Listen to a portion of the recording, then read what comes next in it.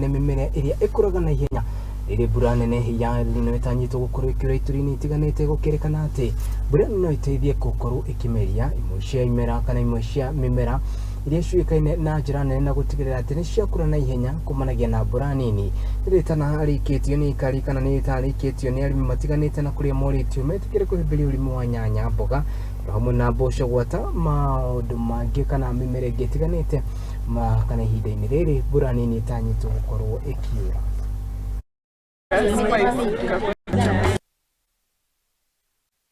Kama kikundi, mimi ni kiongozi wa kikundi. Sisi kama kikundi tunafanya ukulima mingi, ukulima ambao tumefundishwa na project inaitwa WCSA.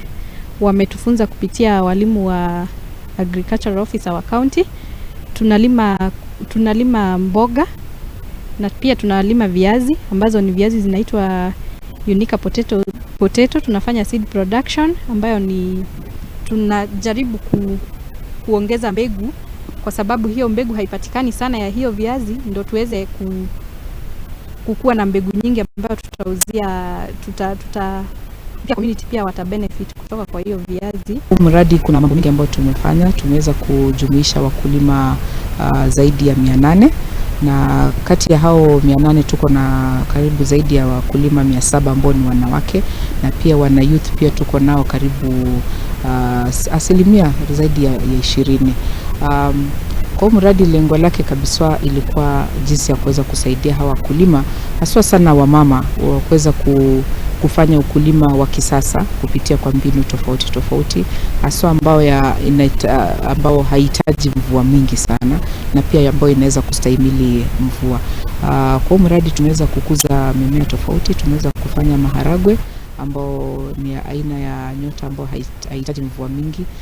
Pia kuna viazi haswa sana viazi ambao wakulima wetu wanaita Unica na Makis ambazo mazao yao ni ya hali ya juu, na pia teknolojia ambayo tumeweza kuitumia ni teknolojia ambayo inasaidia wakulima sio kuweza kupata mbegu kwa urahisi.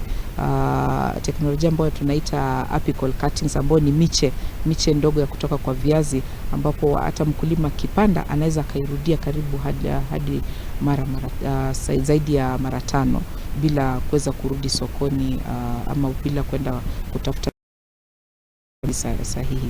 Wetu waendelee na ukulima kwa sababu hakuna kitu kizuri kama kuwa na chakula ya kutosha, kwa sababu hata ukiwa na chakula, hata ukikosa pesa at least unaweza ukaendelea. Hivyo ningetaka kuhamasisha hata kina mama wote, kwa sababu sisi ndio tuko pale nyumbani, tuhakikishe tumepanda idea. Kuna ile ingine kama saa hii mvua inakuja ambayo ni short term, tusikuze chakula ile ambayo itachukua muda sana ndio waweze kuitumia.